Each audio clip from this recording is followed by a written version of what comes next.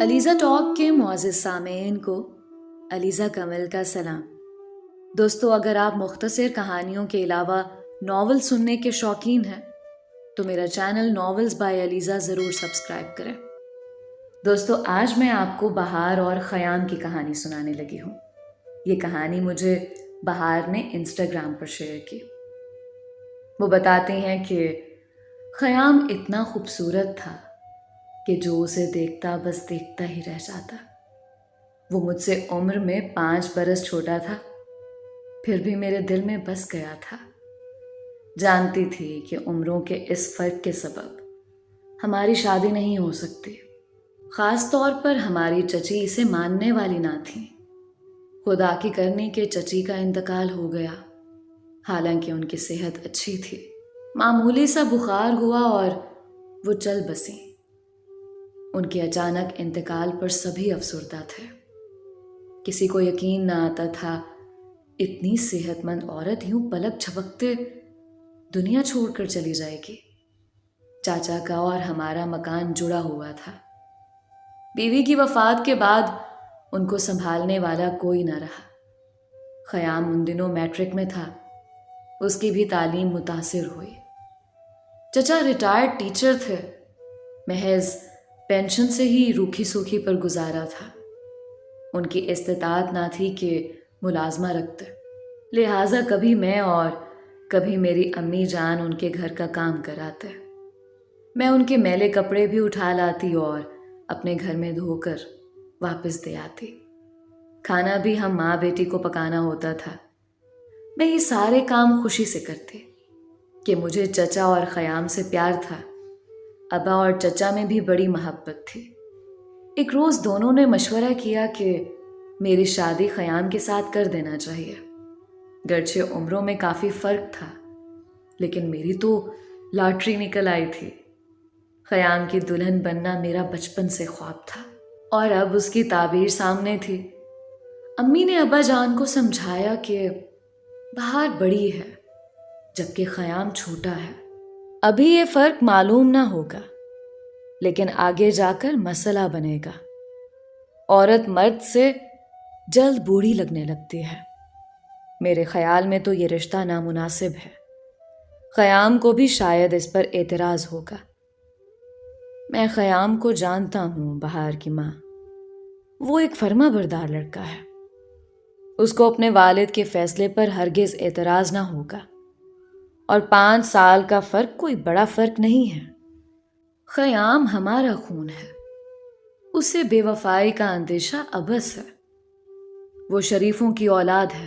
ہماری لڑکی سے شادی ہوئی تو آخری دم تک اس رشتے کو نبھائے گا۔ تم فکر مت کرو۔ والدہ کا کیا بس چلتا، یہ مردوں کے فیصلے تھے۔ وہ بیچاری چپ ساتھ گئی، مگر میں بہت خوش تھی۔ خیام کے بارے میں نہیں معلوم وہ خوش تھا یا افسردہ۔ اس نے اپنے والد کے فیصلے پر اعتراض نہیں کیا، حالانکہ میں نہ صرف اس سے عمر میں بڑی تھی بلکہ عام سی شکل و صورت کی اور صرف مڈل پاس تھی۔ 8ویں کے بعد امی نے مجھے سلائی سینٹر میں داخل کرا دیا تھا، جہاں میں نے 2 سال کا ڈپلومہ کیا تھا۔ منگنی کے وقت جب ابا اور چچا نے خیام سے پوچھا کہ بیٹے تم کو اس رشتے پر کوئی اعتراض تو نہیں، اس نے جواب دیا مجھے آپ کے کسی فیصلے پر اعتراض نہیں۔ میں منگنی پر راضی ہوں، لیکن شادی ابھی نہیں کرنا چاہتا۔ پہلے تعلیم مکمل کر لوں، پھر شادی ہو۔ چچا نے کہا کہ نہیں، تم پہلے شادی کر لو، کیونکہ گھر کو سنبھالنے والی کی اشد ضرورت ہے۔ بعد میں پڑھتے رہنا، تمہاری پڑھائی پر تو کوئی بندش نہیں ہے۔ مگر میرے مالی حالات اب اس بات کا تقاضا کرنے لگے ہیں کہ تم کوئی ملازمت کر لو، تاکہ شادی کے بعد اخراجات بخوبی پورے کر سکو۔ اس پر میرے والد نے کہا کہ خیام صحیح کہتا ہے۔ شادی کے بعد اگر بال بچوں کی ذمہ داریاں آ پڑیں تو یہ پڑھائی نہ کر سکے گا۔ بہتر ہے کہ پہلے پڑھائی مکمل کر لے۔ رہی آپ کے گھر سنبھالنے کی ذمہ داری، وہ میری بیوی اور بیٹی اب بھی سنبھال رہی ہیں، آگے بھی سنبھال لیں گی۔ بھائی صاحب، میں کالج کے اخراجات برداشت نہیں کر سکتا۔ آپ دیکھ رہے ہیں کہ میری آمدنی کا ذریعہ بس میری پینشن ہی ہے، جو ایک قلیل سی رقم ہے۔ اس میں اب بھی بامشکل گزارا ہو رہا ہے۔ تعلیمی اخراجات کیسے پورے ہوں گے جبکہ کالج بھی قریب نہیں ہے؟ یہ اخراجات میں پورے کروں گا، تم اس کی فکر مت کرو۔ خیام کو پڑھنے کا شوق ہے تو یہ اچھی بات ہے۔ میٹرک پاس کو ملازمت ملی بھی تو کتنی اچھی تنخواہ مل جائے گی۔ یہ کبھی ترقی نہ کر سکے گا، اسے کم از کم گریجویشن کر لینے دو۔ غرض والد نے چچا کو قائل کر کے خیام کے تعلیمی اخراجات کا ذمہ خود اٹھا لیا۔ امی البتہ کچھ پریشان نظر آئیں، کیونکہ والد معمولی تنخواہ دار تھے اور ایک پرائیویٹ کمپنی میں ملازمت تھی۔ والد کی تنخواہ میں ہماری گزر بسر مشکل سے ہوتی تھی، اور ابا نے نہ صرف بھتیجے کے تعلیمی اخراجات کا ذمہ اٹھا لیا بلکہ مجھے بھی دوبارہ اسکول میں داخل کرا دیا تاکہ میٹرک کر سکوں۔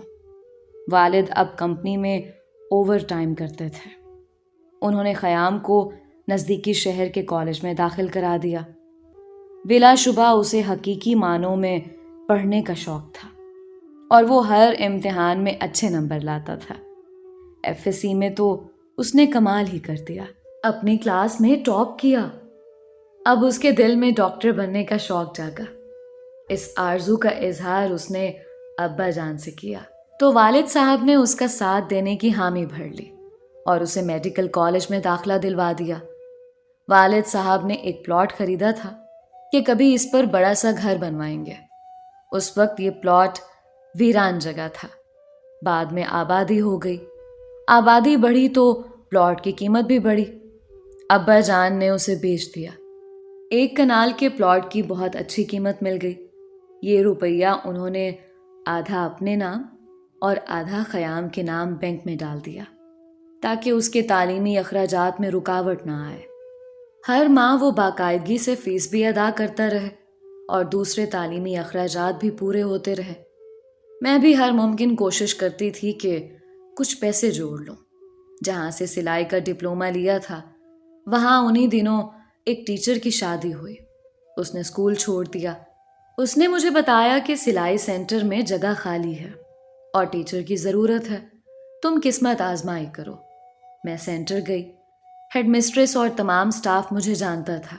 ان کو علم تھا کہ میں کتنی اچھی سلائی کڑھائی کر لیتی ہوں۔ انہوں نے تبھی فوراً مجھے جاب دے دی۔ اس طرح میری تنخواہ سے گھر کی آمدنی میں اضافہ ہوا تو خیام کے لیے میں کچھ رقم جوڑ پاتی تھی۔ میں نے خیام کی خاطر نوکری کی تھی تاکہ اسے کسی طرح کی بھی مالی تنگی محسوس نہ ہو۔ میڈیکل کی تعلیم کے اخراجات کافی زیادہ تھے، پھر وہ اچھے لباس میں جاتا تھا تاکہ اس کی پوزیشن بنی رہے اور کوئی اسے غریب نہ سمجھے۔ یوں ہم سب گھر والوں نے اپنا پیٹ کاٹ کر اور پائی پائی جوڑ کر اس کی تعلیم کا خرچہ نکالا۔ خیام اب اور زیادہ خوبصورت ہو گیا تھا، لیکن اسے اپنی خوبصورتی کا احساس نہ تھا۔ وہ تو بس پڑھائی میں مگن رہتا تھا، جبکہ مجھے اپنی دبتی صورت کا احساس تھا۔ سوچتی تھی کیا خبر کبھی اس بات پر میرا منگیتر مجھ سے دور ہو جائے۔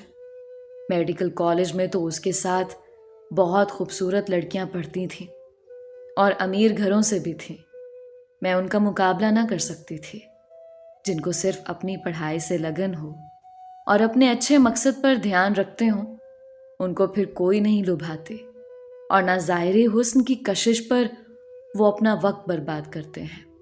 صد شکر کہ خیام ایسے نوجوانوں میں سے تھا جسے احساس تھا کہ اس کے تایا کس قدر نامساعد حالات کا مقابلہ کرتے ہوئے بھی اسے تعلیم دلوا رہے ہیں۔ بس اس نے دوسری سب باتوں کی پرواہ نہ کرتے ہوئے صرف اپنے مقصد پر نظر رکھی کہ اسے ایک کامیاب ڈاکٹر بننا ہے۔ غربت اور اس کے عذابوں سے نکلنے کے لیے بس یہی ایک راستہ تھا جس پر چلنے کی اس نے دیانت داری سے قسم کھا رکھی تھی۔ محنت رنگ لاتی ہے۔ محنت سے ہی انسان کامیابی کا زینہ طے کر کے اپنے مقاصد کی بلندیوں پر پہنچتا ہے۔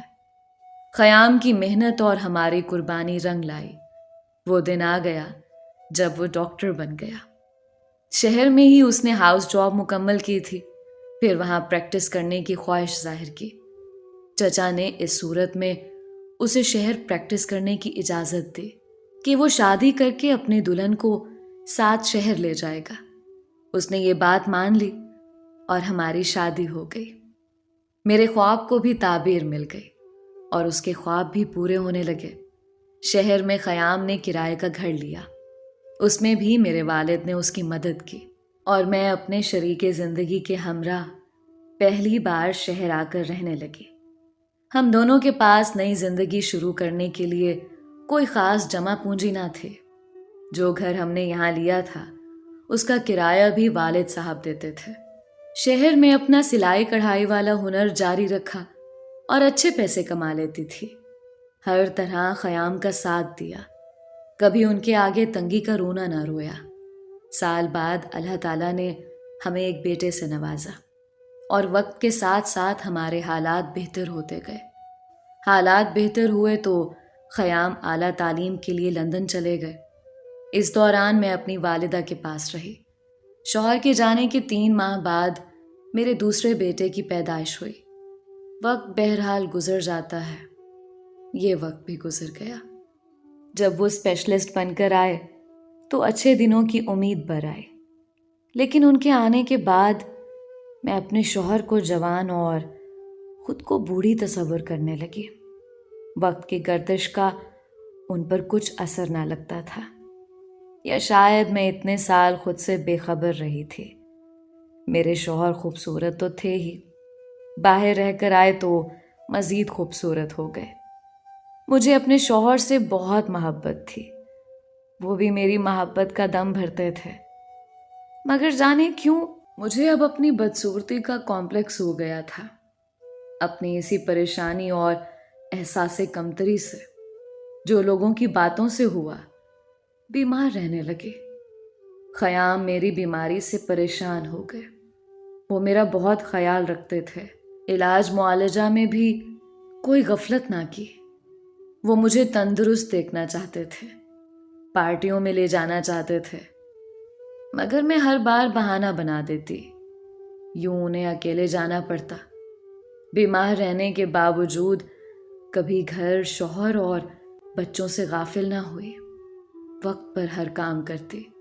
خیام اور بچوں کو مجھ سے کوئی شکایت نہ تھی۔ خیام کو تو میں روز اس طرح تیار کر کے بھیجتی تھی جیسے کوئی ماں اپنے بچے کو اسکول بھیجتی ہو۔ اس بات کا مذاق بھی بنتا، لیکن میں نے کبھی ان باتوں کی پرواہ نہ کی۔ لوگ میرے خاوند کی شاندار شخصیت کی بہت تعریف کرتے تو وہ جواب میں صرف یہی کہتے کہ یہ سب میری بیوی کی محبت ہے۔ اگر وہ میرا اتنا خیال نہ کرے تو میں خود اپنا اتنا خیال نہ کر سکوں۔ وہ ہر چیز میری پسند کی لیتے، لباس بھی میں ہی انہی کے لیے پسند کرتی۔ ہماری زندگی بہت اچھی گزر رہی تھی، جانے ہمارے گھر کو کس کی نظر لگ گئی۔ مجھے اپنے شوہر پر خود سے زیادہ اعتماد تھا۔ مطمئن تھی کہ وہ جو اتنا عرصہ مجھ سے دور رہے ہیں اور کسی کے نہ ہوئے، اب بھلا پاس ہوتے ہوئے کسی کے کیوں کر ہو سکتے ہیں۔ وہ روز مجھے اپنے مریضوں کے قصے سناتے کہ فلاں مریض آیا۔ ہم دونوں معمولی بات بھی آپس میں کرتے۔ نئے گھر میں شفٹ ہوئے، ہمیں 4 سال کا عرصہ گزر گیا۔ ایک دن ایک گمنام لڑکی کا فون آیا، وہ خیام سے بات کرنا چاہتی تھی۔ میں نے بہت پوچھا مگر اس نے اپنا نام نہ بتایا، بلکہ فون رکھ دیا۔ پھر اس لڑکی کا روز فون آنے لگا، میں اٹھاتی تو وہ بند کر دیتی، اور اگر خیام گھر پر ہوتے وہ فون اٹھاتے، تب وہ ان سے بات کرنے کی کوشش کرتی۔ وہ اسے ٹالتے مگر لڑکی بار بار فون کرتی۔ اس کا نام فوزیہ تھا، جو ان کے زیر علاج رہی تھی اور ان پر بری طرح فریفتہ ہو گئی تھی۔ پڑھی لکھی خوشحال خاندان سے تھی اور خیام سے شادی کرنا چاہتی تھی۔ جب بھی اس کا فون آتا میرے شوہر اس کو بہت سمجھاتے۔ انہوں نے میرے سامنے اس لڑکی سے یہ بھی کہا کہ اگر تم نے فون کرنا بند نہ کیا تو میں تمہارے والدین سے شکایت کر دوں گا۔ مگر وہ ڈھٹائی سے یہی کہتی تھی، مجھے دل پر اختیار نہیں، کیا کروں؟ جب میں بیمار تھی کاش آپ نے میرا علاج کرنے کی بجائے مجھے مر جانے دیا ہوتا۔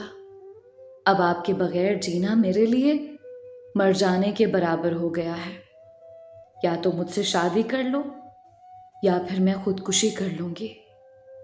یہ تو سمجھ رہے تھے یہ نادان جذباتی لڑکی ایسے ہی خودکشی کا کہہ رہی ہے، لیکن اس نے جو کہا وہ کر دکھایا۔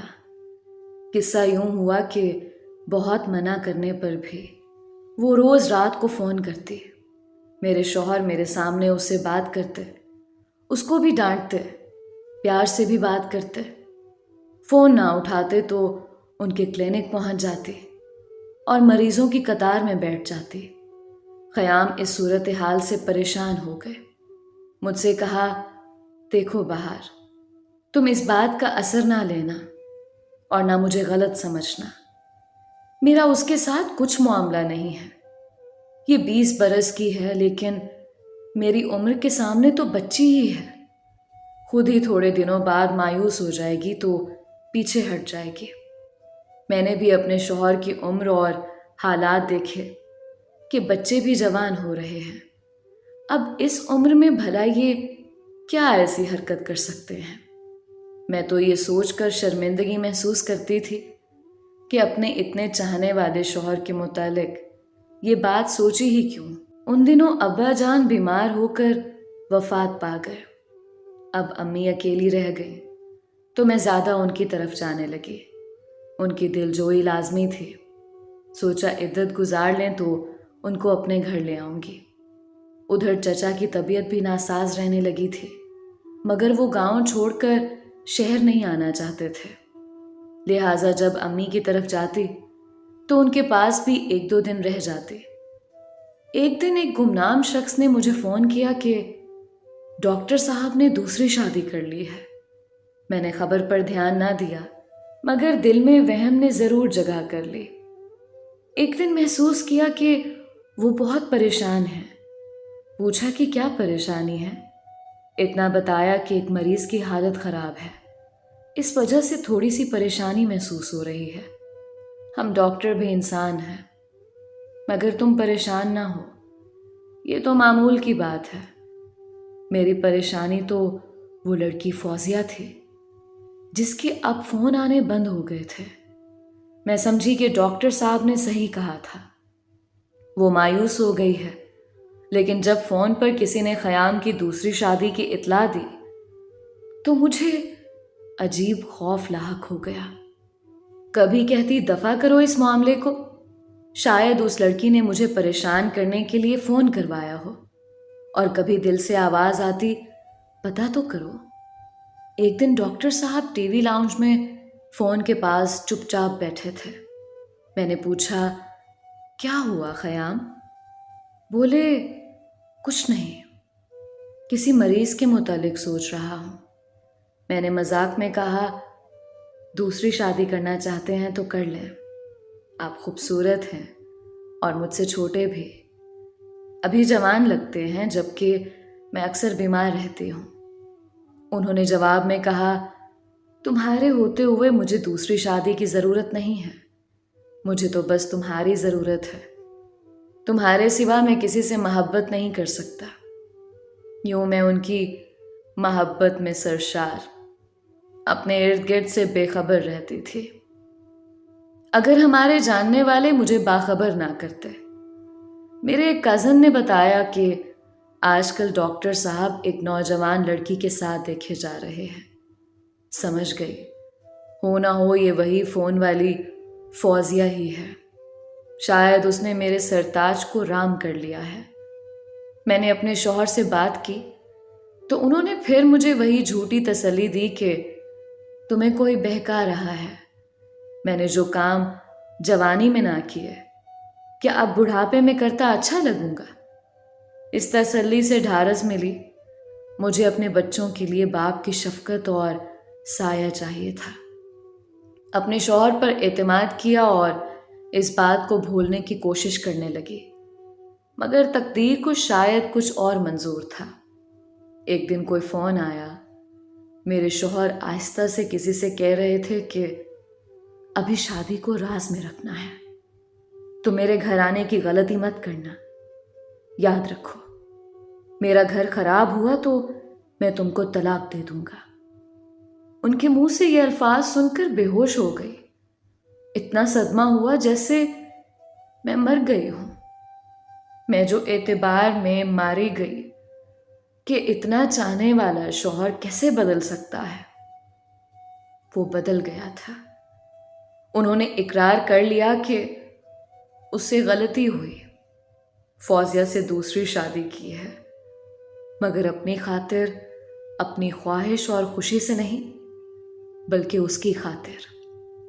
بتایا کہ میں نے اس کو بے رخی سے ٹھکرایا تو اس جنونی لڑکی نے زہریلی گولیاں کھا کر جان دینے کی کوشش کی۔ اسے میرے ہی کلینک لایا گیا، کیونکہ اس کے گھر سے یہی کلینک قریب تھا۔ اس کی حالت غیر تھی اور بچنے کی کوئی امید نہ تھی۔ میں ہی اسے ہسپتال لے گیا تھا۔ ابتدائی طبی امداد دینے کے بعد بھی اس کی حالت نہ سنبھلی تھی۔ وہ جان کنی کی کیفیت سے گزر رہی تھی۔ اس وقت میرے دل پر ایسا اثر ہوا کہ اللہ سے دعا کی کہ اس کی زندگی بچا لے تو میں اس لڑکی کی خوشی کے لیے اس سے نکاح کر لوں گا۔ دعا قبول ہو گئی اور میری مریضہ کی جان بچ گئی۔ لیکن اللہ سے کیا وعدہ مجھے نبھانا ہی تھا۔ مجھے ڈر تھا کہ اگر اب بھی میں نے اس کا ہاتھ نہ تھاما تو یہ دوبارہ خودکشی کی طرف نہ چلی جائے۔ وہ بے حد ڈپریشن میں تھی، لہٰذا میں نے مجبوراً فوزیہ سے نکاح کیا، اس شرط پر کہ وہ کبھی تمہارے سامنے نہ آئے گی، نہ تمہارے گھر میں قدم رکھے گی، اور نہ اس شادی کو افشا کرے گی۔ یہ کہتے ہوئے وہ رو رہے تھے اور ہاتھ جوڑ کر مجھ سے اپنی خطا کی معافی مانگ رہے تھے۔ میرا دل عورت کا دل تھا جو ان سے بچپن سے والہانہ محبت کرتا آیا تھا۔ آج کیسے میں ان سے منہ موڑ سکتی تھی؟ میں نے سوچا کہ اگر یہ غلطی بھی ہوئی ہے تو انہوں نے کسی کمزور لمحے کی وجہ سے کی ہے۔ ان کا دل نرم پڑ گیا ہوگا اور فوزیہ کی تکلیف دیکھی نہ گئی ہوگی۔ مجھے اپنے شوہر سے پہلے بھی پیار تھا، آج بھی پیار تھا۔ میں اپنے سامنے ان کی گردن کو جھکا ہوا نہ دیکھ سکتی تھی۔ ان کو اجازت دے دی کہ چاہیں تو بے شک اپنی دوسری بیوی کے پاس جا کر رہیں، مگر فوزیہ کا میرے گھر سے، مجھ سے یا میرے بچوں سے کوئی تعلق نہ ہوگا۔ ان کو یہ بات منظور نہ تھی۔ وہ تو ایک دن بھی اپنے بچوں سے دور نہ رہ سکتے تھے، حتیٰ کہ ایک رات بھی باہر نہ گزاری۔ ان کے معمول میں ذرا برابر بھی فرق نہ پڑا تھا کہ مجھے شک ہوتا۔ شوہر کے اس اقرار بے وفائی سے میری طبیعت مزید خراب رہنے لگی۔ ان کی دوسری بیوی کو بھی میری طبیعت کی خرابی کا علم تھا۔ ایک دن اس نے مجھے فون کیا اور کہا کہ آپ مجھے معاف کر دیں، آپ بیمار رہتی ہیں، میں آپ کی خدمت کروں گی، مجھے گھر آنے دیں، میں اپنا حق لینا چاہتی ہوں کہ میں بھی خیام کی منقوہ ہوں۔ آخر کب تک اس راز کو چھپاؤں گی اور دنیا سے چھپ چھپ کر ازدواجی زندگی گزاروں گی؟ خیام صاحب آپ کی خاطر اس راز کو راز رکھنا چاہتے ہیں، حالانکہ راز تو کھل چکا ہے۔ ان کے کلینک پر ایک ورکر نے یہ راز اکثر لوگوں پر کھول دیا ہے۔ گویا فوزیہ اب مجھ سے اپنے حق کا مطالبہ کر رہی تھی۔ اس نے ہر طرف اپنی شادی کا چرچا بھی کر دیا تھا۔ جس نے سنا اس کو برا بھلا کہا۔ ماں اس کی مر چکی تھی۔ باپ نے خیام سے خفیہ شادی کرنے کی خطا پر اسے تعلق توڑ لیا تھا۔ جو بھی سنتا افسوس کرتا کہ ڈاکٹر صاحب کو ہرگز ایسا نہ کرنا چاہیے تھا۔ وہ تو بہت شریف آدمی تھے، اپنے بیوی بچوں کا بھی خیال نہ کیا۔ خاندان بھر میں بھی ان کی خوب رسوائی ہوئی۔ ادھر جب چچا کو خبر ہوئی، وہ صدمے سے اور بیمار پڑ گئے۔ تبھی ان کی شادی شدہ بیٹی ان کے پاس رہنے لگی۔ وہ گھر اور بچے لاہور میں شوہر اور سسرال کے پاس چھوڑ کر گاؤں آ گئی تھی۔ یہ امر مجبوری اپنے بیمار باپ کی دیکھ بھال کی خاطر، جبکہ یہ فریضہ مجھے ادا کرنا تھا، مگر میں تو سوتن کے غم میں نیم جان تھی۔ یہاں تک بھی بات قابو میں تھی، لیکن ایک روز خود سر فوزیہ ہمارے گھر آ پہنچی، جبکہ خیام اس وقت اپنے کلینک گئے ہوئے تھے۔ اس کے آنے سے میری طبیعت اور بگڑ گئی۔ میرے بیٹے نے باپ کو فون کر کے بتایا کہ فوزیہ آئی ہے اور امی کی طبیعت بہت خراب ہو گئی ہے، آپ جلدی سے گھر آ جائیے۔ وہ اسی وقت گھر آ گئے۔ انہوں نے فوزیہ سے کہا، جب میں نے تم کو یہاں آنے سے منع کیا تھا، پھر تم کیوں آ گئی ہو؟ ابھی کے ابھی چلی جاؤ۔ وہ نہ مانی، کہنے لگی، میں کیوں جاؤں؟ یہ اس کا گھر ہے تو میرا بھی ہے، ہم دونوں برابر کی حقدار ہیں۔ آپ نے مجھ سے نکاح کیا ہے، کوئی کھیل تماشا نہیں ہے یہ۔ جب خیام کو اس پر غصہ کرتے دیکھا تو میں نے کہا، خیام تمہارا غصہ بے جا ہے، تم اس لڑکی سے نکاح کر چکے ہو تو اب یہ تمہاری بیوی ہے۔ یہ ٹھیک کہہ رہی ہے، شادی کو خفیہ نہیں رکھا جاتا، اور اس گھر پر اس کا بھی حق ہے۔ وہ بولے کہ اس نے وعدہ خلافی کی ہے، میں اس کو ہرگز نہیں رکھوں گا، اپنے گھر سے تو کیا اپنی زندگی سے ہی نکال دیتا ہوں۔ یہ قابل اعتبار نہیں ہے۔ اس نے مجھ سے جن شرائط پر شادی کی، جو وعدے کیے، وفا نہیں کر سکی۔ میں نے اس کے لیے اس سے نکاح کیا، اس کی خاطر قربانی دی، اور یہ میرے بچوں کا سکون برباد کرنے چلی ہے۔ یہ میرے لیے رسوائی کا باعث بن گئی ہے۔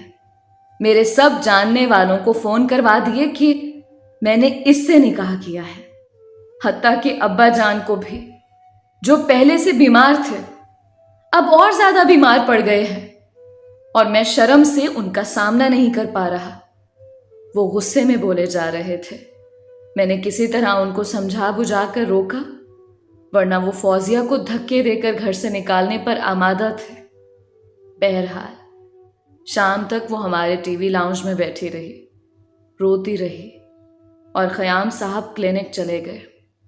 وہ اس رات گھر نہیں آئے۔ تب صبح کو وہ خود ہی ہمارے گھر سے چلی گئی۔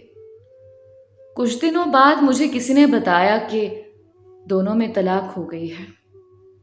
طلاق کس طرح ہوئی یہ مجھے آج تک معلوم نہ ہو سکا، کہ خیام نے اسے طلاق دی یا خود اس نے لے لی، لیکن میرے شوہر کا کہنا تھا کہ میں نے طلاق نہیں دی، اس نے خود لی ہے۔